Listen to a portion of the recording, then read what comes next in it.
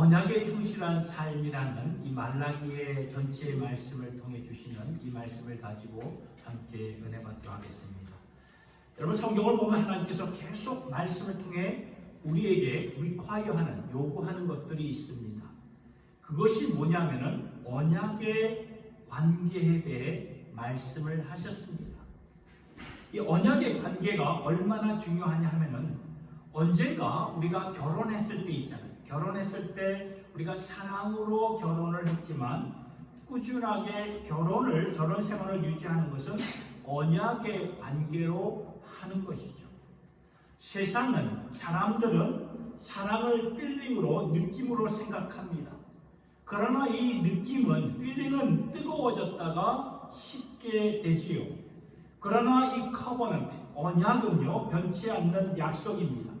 하나님이 우리와 언약을 맺으셨을 때 충실한 언약으로 맺으셨어요. 그래서 성경을 보면 처음부터 끝까지 언약의 충실함이 계속 되풀이되고 있는데요. 우리와 변함없는 신실한 관계로 맺어졌기 때문에 주님은 우리를 향해서 너희는 나의 신부다 라고 말씀하고 계시는 것입니다. 우리가 호세아서의 말씀을 보았지만 거기서도 주님이 당신의 백성들을 향해서 내가 어찌 너를 버릴 수 있겠느냐? 절대로 버리지 못한다. 사랑으로 끝까지 우리를 추적하시는 그러한 하나님의 사랑을 보게 됩니다. 하나님께서는 그 사랑에, 그 언약에 얼마나 충실하셨던지 그 언약을 나중에 자신의 독생자 예수 그리스도의 피로 언약을 완성시키지 않습니까? 당신의 아들 예수를 희생할지라도 그 언약의 신실하심을 끝까지 지키시는 우리 하나님 아버지가 되신다는 것입니다. 자, 그런데 이 언약, 커버넌트는요, 항상 투웨이입니다. 쌍방향입니다. 우리가 언약을 혼자 할 수가 없어요. 누구와 같이 맺는 것인데 결혼할 때도 신랑과 신부가 서로에게 약속을 하면서 언약을 맺지 않습니까? 그래서 이제 하나님은 우리에게 계속해서 언약의 충실함을 요구하십니다. 내가 너희에게 충실하니 너희도 나에게 충실하리라. 여러분, 우리가 예수를 믿어서 하나님의 자녀가 되었다는 것은요, 이 말은 바로 우리가 그 언약 안으로 들어갔다는 그 말입니다. 예수를 믿으면 세례를 받지요. 그 세례의 의미가 언약 안으로 들어갔다는 그 말입니다. 그래서 우리가 세례를 받을 때 혼자 받는 게 아니라 회중들 앞에서, 사람들 앞에서 받잖아요. 모르게 하는 것이 아니라 회중들 앞에서 내가 맺은 이 언약 끝까지 잘 지키겠습니다. 자, 그러면 세례를 받은 자들로서 하나님이 우리에게 요구하시는 것은 언약에 충실한 삶을 살아라, 그 말이에요. 처음에 예수 믿을 때, 우리가 다 처음에 예수 믿을 때 그 느낌 다 갖고 계시지 않습니까? 그때 얼마나 하나님의 사랑이 놀라워서 뜨거운 마음으로 주님을 섬기고 따르지 않았습니까? 그러나 시간이 지나면서 그 느낌은 식을 수가 있지요. 어떤 때는 그 느낌이 아예 안 돌아올 수도 있다는 것입니다. 그럴 때 중요한 것은 느낌을 가지고, 필링을 가지고 하나님을 사랑하는 것이 아니라 커버넌트, 언약으로 하나님과 맺은 언약을 기억하고 붙잡으면서 하나님 앞에 충실함과 사랑을 보이는 것이 중요하다는 말씀입니다. 이 구약의 마지막 책인 말라기에서 하나님은 언약의 충실함을 당신의 백성들에게 요구를 하시면서 구약 성경을 맺으셨어요. 마치셨습니다. 그리고 나서 400년 동안 당신의 선지자를 안 보내셨습니다. 왜냐하면 말라기의 말씀을 통해서 하나님께서 약속을 하셨기 때문입니다. 이 말라기 마지막 부분, 말라기서 4장 5절을 보면 이런 말씀이 있어요. 엘리야와 같은 선지자를 보낼 것이고 이제 그가 오면은 주님의 길을 예비할 것이다 하면서 400년을 기다리게 하셨던 것입니다. 400년을 기다리게 했다는 것은 400년 동안 침묵하셨다는 거예요. 침묵의 시대였죠. 그 침묵 기간 동안에 엘리야와 같은 선지자 바로 세례 요한이 왔고요. 그 다음에 준비된 예수 그리스도가 오셨던 거죠. 그러니까 하나님이 침묵하실지라도 아무 말씀이 없을지라도 이 눈에 아무 증거가 아니 되일지라도 언약의 충실함을 가지고 살라고 이 메시지를 던지면서 구약의 말씀을 맺으셨다는 것입니다. 여러분, 이 말라기서의 말씀을 보면 그 당시의 삶을 보면은 그때 믿음 생활하기 참 힘들었던 때였습니다. 회의와 질문이 많았던 때였습니다. 이때는 유다 백성들이 하나님의 극적인 역사로 포로 생활했던 곳에서 다시 그 이스라엘 예루살렘으로 본토로 돌아온 지 100년이 지났던 때였습니다. 거의 한 세기가 지났지만 뭐 그렇게 뚜렷한 그하게 보이는 것이 없었어요. 다시 돌아와서 유다의 영광을 회복하라고 하나님 말씀하셨는데 또 하나님께서 그렇게 유다의 영광을 회복시켜 주실 줄 알았는데 유다의 회복된 영광이 전혀 안 보이는 것입니다. 유다 백성들은 여전히 초라하고 도리어 하나님을 모르는 교만한 백성들은 잘 살고 있어요.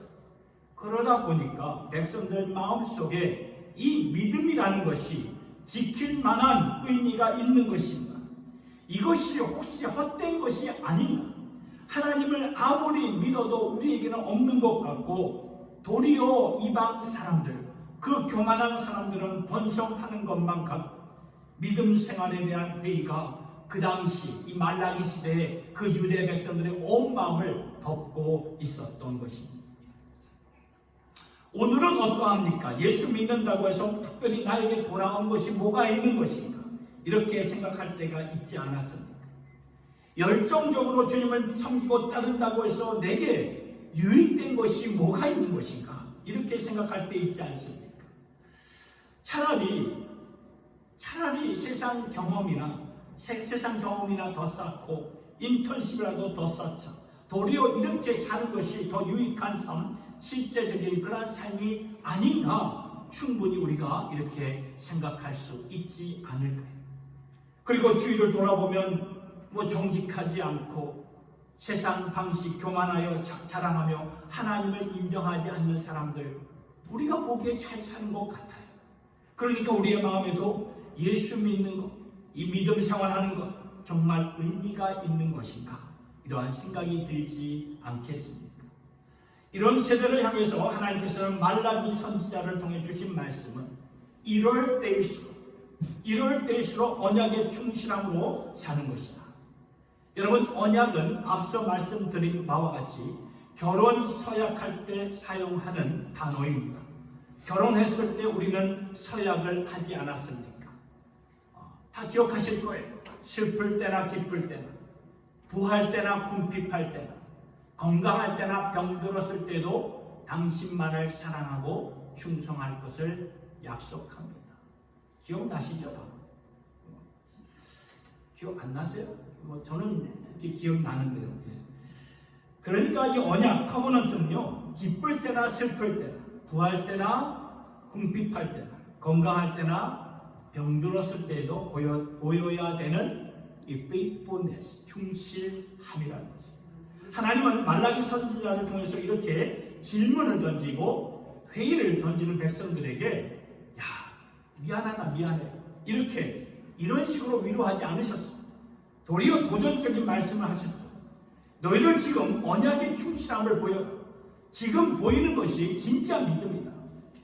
여러분, 잘 풀리고 잘 될 때, 성공할 때, 내가 복 받을 때 그때 하나님께 기뻐하는 것은 그것은 세상 종교도 다 하는 것 아닙니까? 너희가 세상과 다른 살아계신 하나님과의 언약을 증명하기 위해서는 지금 언약의 충실함을 보여야 된다. 이것이 말라기 전체의 핵심이 되는 말씀이라는 것입니다.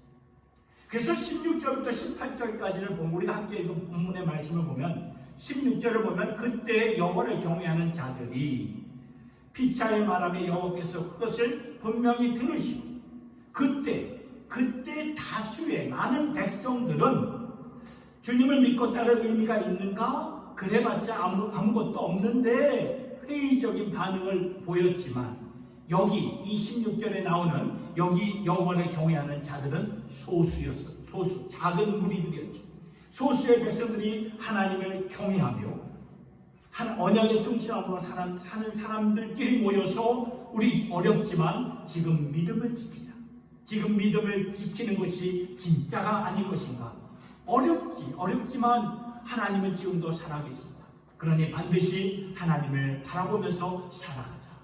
그들이 피차 이렇게 말하고 있을 때 하나님이 그들의 말을 들으셨던 거예요.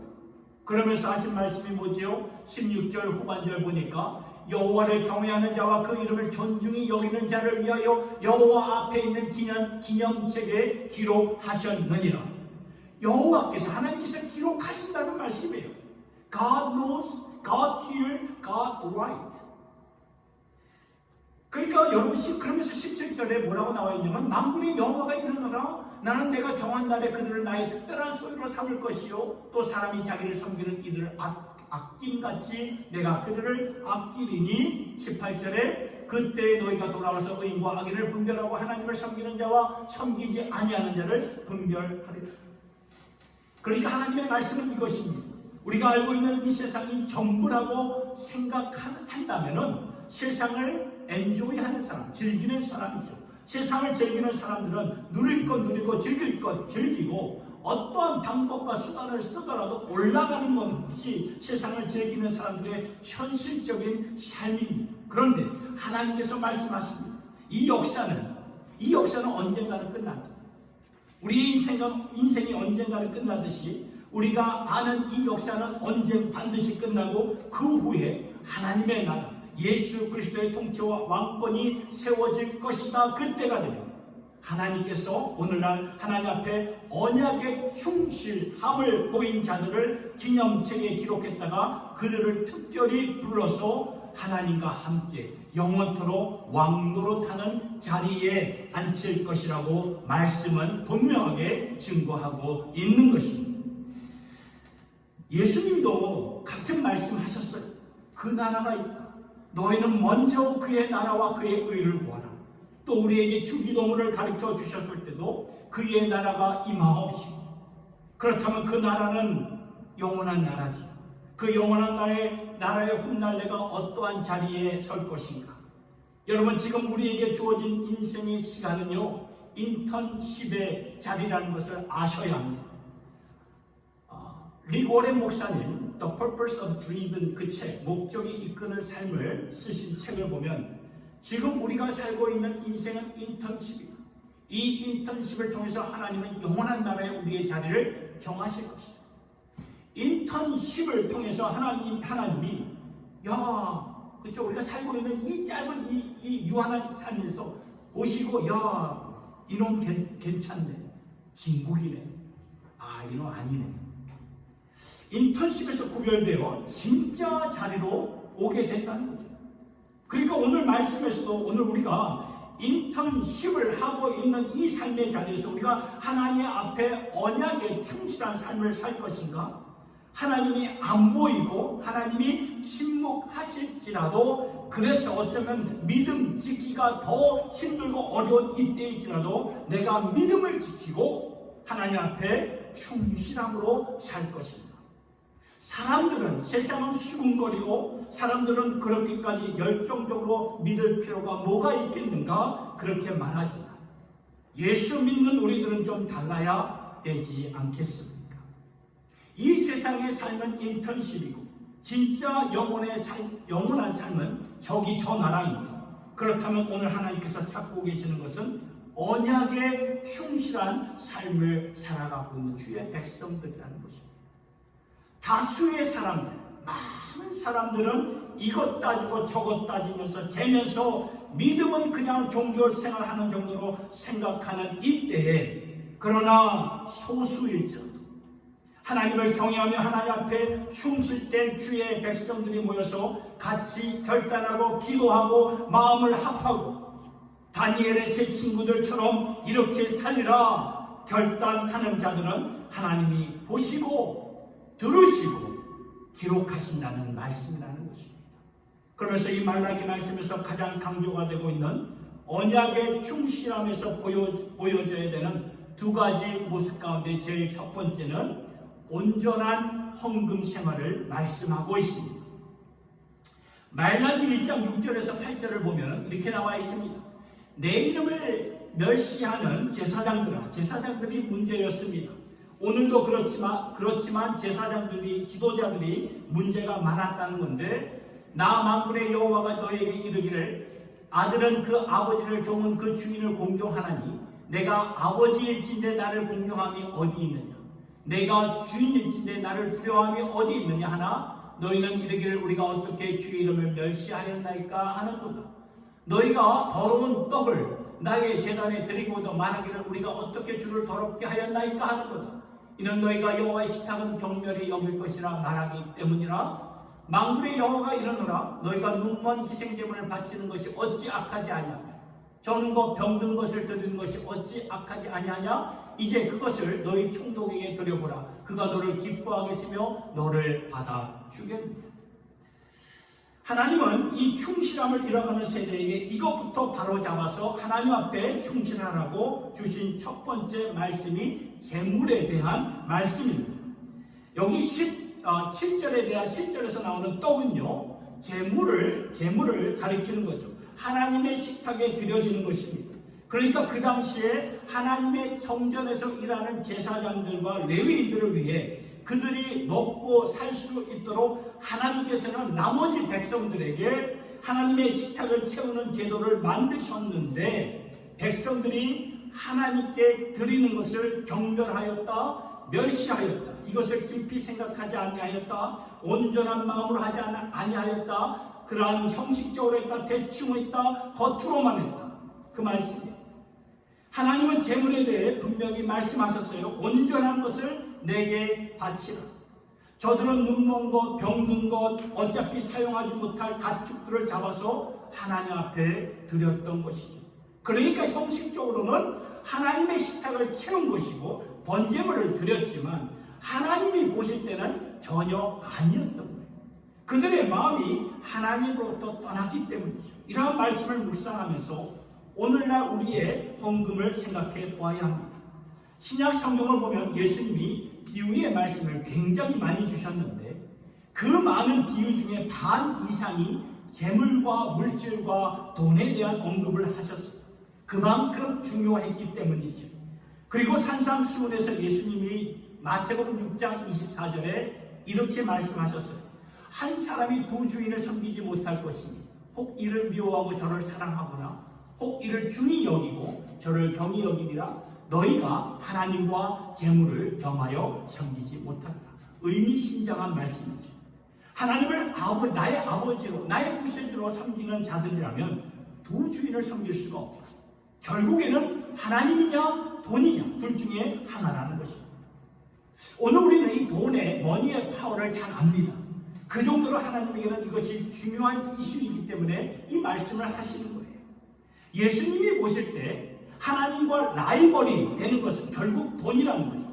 그렇다면 저와 여러분들이 이 돈의 재물의 이슈를 가지고 이 재물이 하나님의 소유로 알고 이 재물을 통해서 하나님께 영광을 돌리는 삶을 제대로 살지 못한다면 우리의 믿음은 하나님이 인정하시는 믿음이 되기가 어렵다는 것입니다.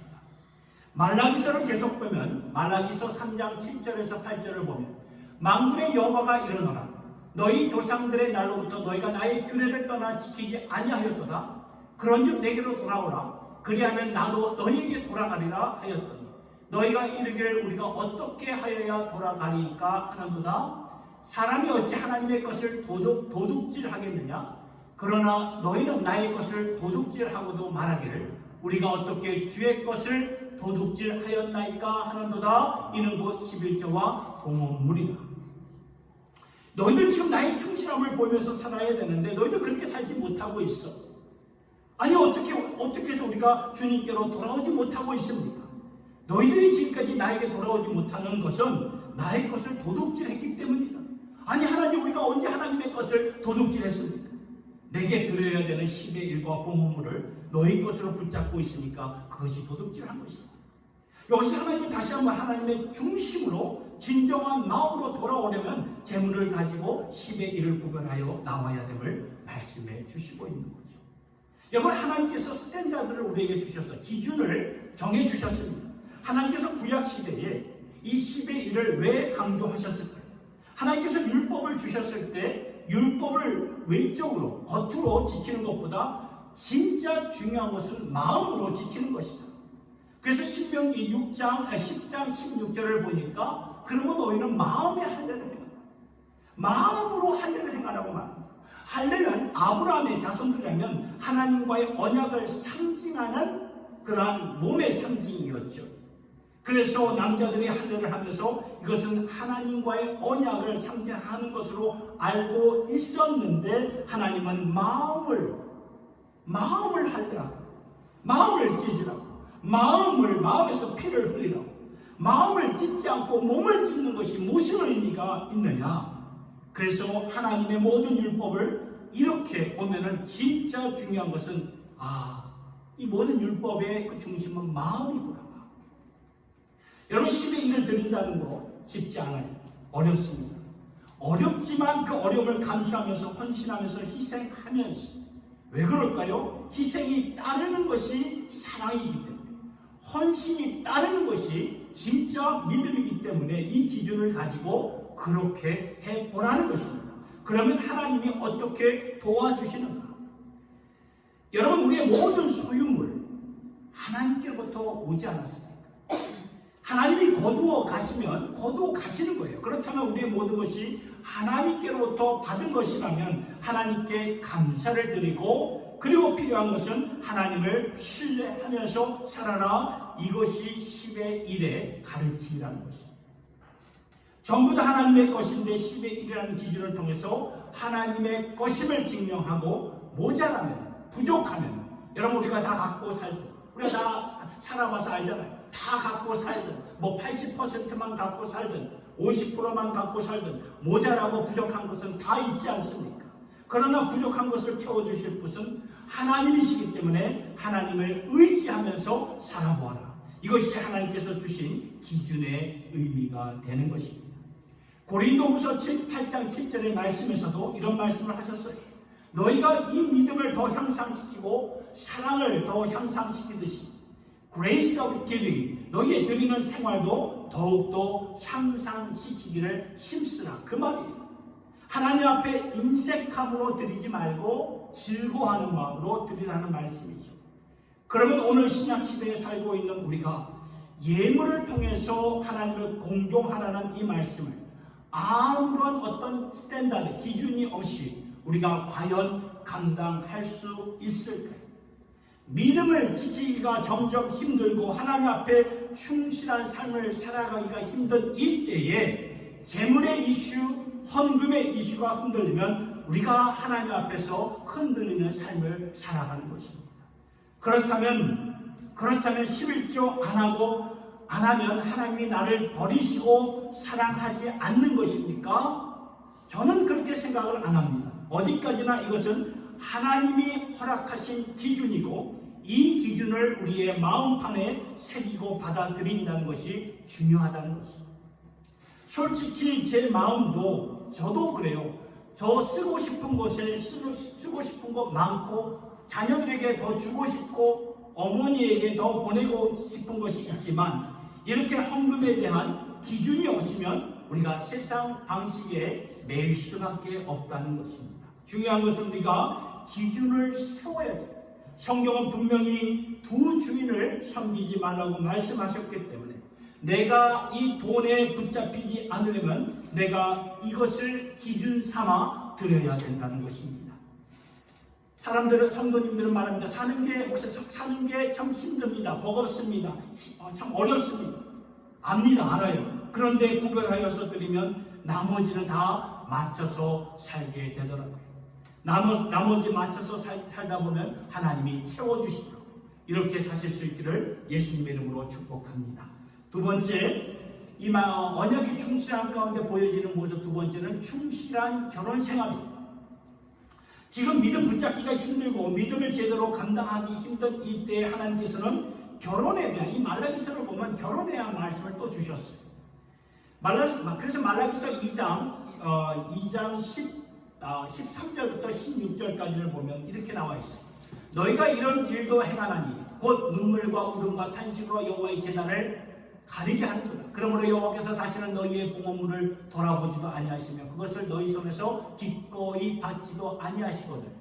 너희는 이르기를 어찌 됨이니까 하는구나. 이는 너와 내가 어려서 맞이한 아내 사이에 여호와께서 증인이 되시기 때문이라. 그는 내 짝이요 너와 서약한 아내로되 내가 그에게 거짓을 행하였도다. 그에게 영이 충만하였으나 오직 하나를 만들지 아니하셨느냐. 어찌하여 하나만 만드셨느냐. 이는 경건한 자손을 얻고자 하심이라. 그러므로 내 심령을 삼가 지켜서 어려서 맞이한 아내에게 거짓을 행하지 말지니라. 이스라엘의 하나님 여호와가 이르노라. 나는 이혼하는 것과 옷으로 학대를 가리는 자를 미워하노라.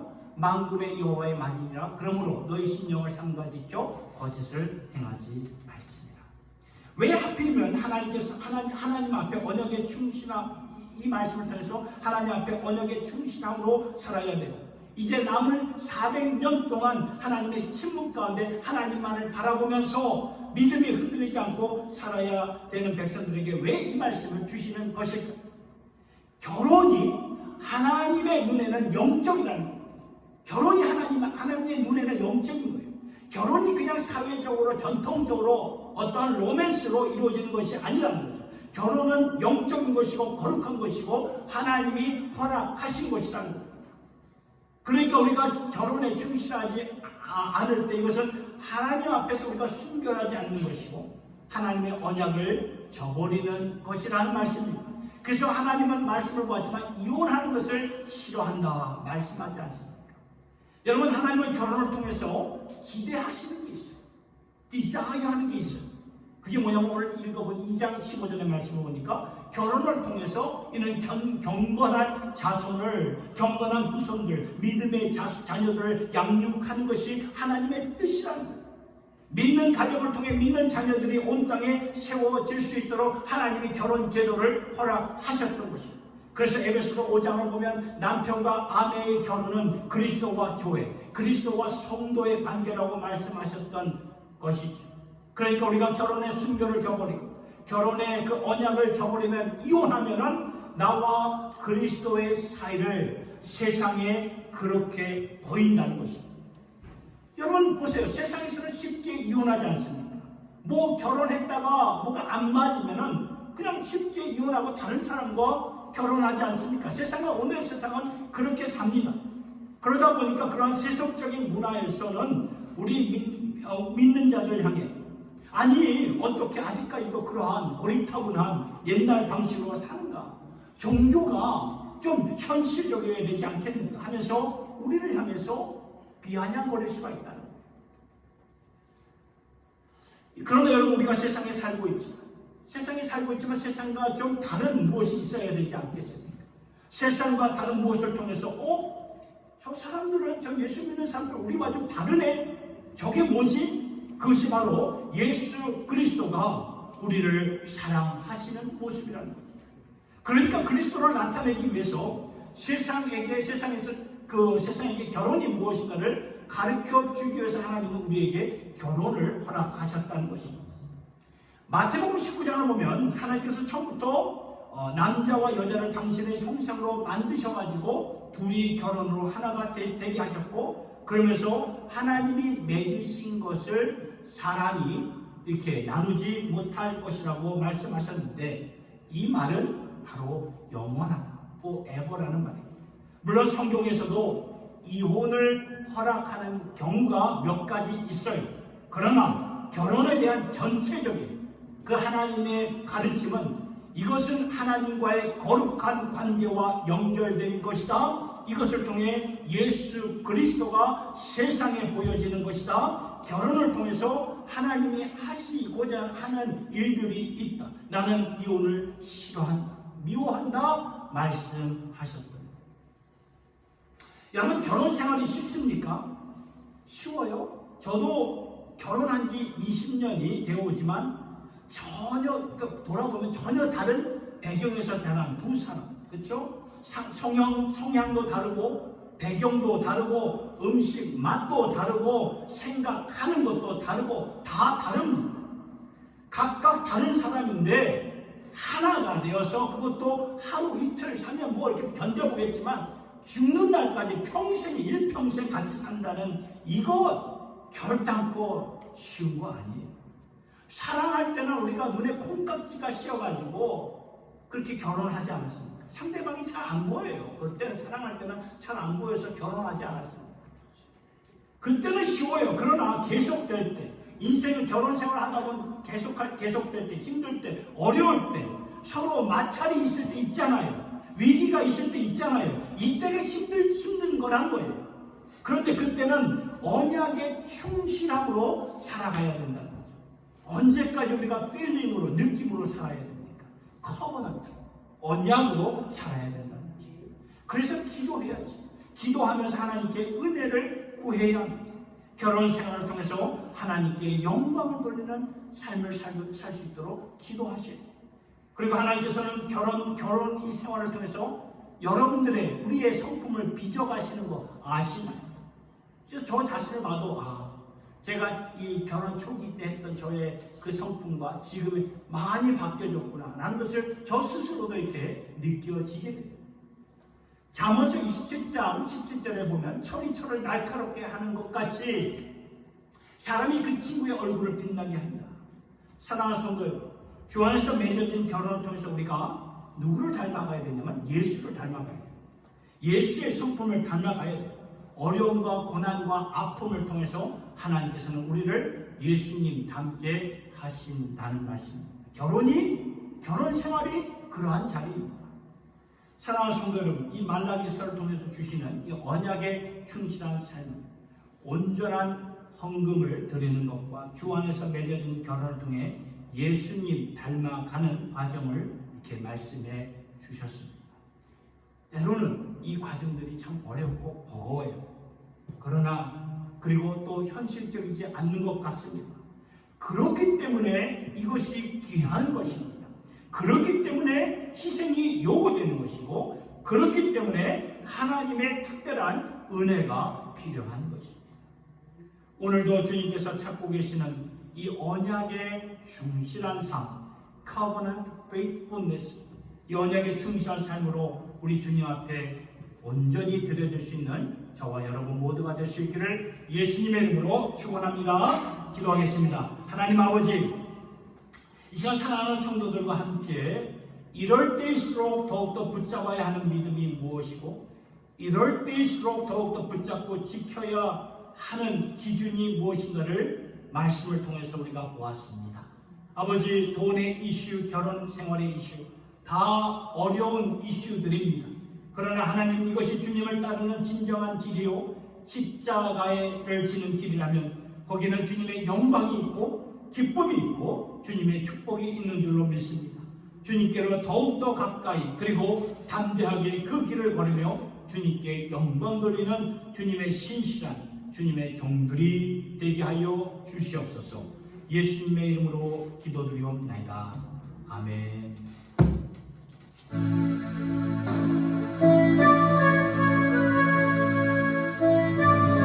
십자가의 길, 순교자의 길.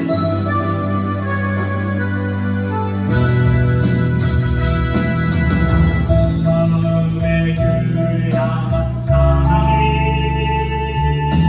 나의 말에 주가 주신 죄로